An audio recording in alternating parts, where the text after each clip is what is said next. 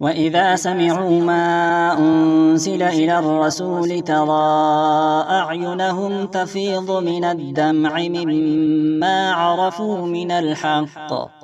يقولون ربنا آمنا فاكتبنا مع الشاهدين وما لنا لا نؤمن بالله وما جاءنا من الحق ونطمع أن يدخلنا ربنا مع القوم الصالحين فأثابهم الله بما قالوا جنات تجري من تحتها الأنهار خالدين فيها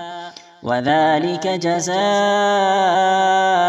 المحسنين والذين كفروا وكذبوا بآياتنا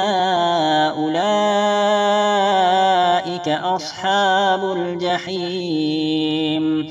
يا أيها الذين آمنوا لا تحرموا طيبات ما أحل الله لكم ولا تعتدوا إن الله لا يحب المعتدين وكلوا مما رزقكم الله حلالا طيبا واتقوا الله الذي أنتم به مؤمنون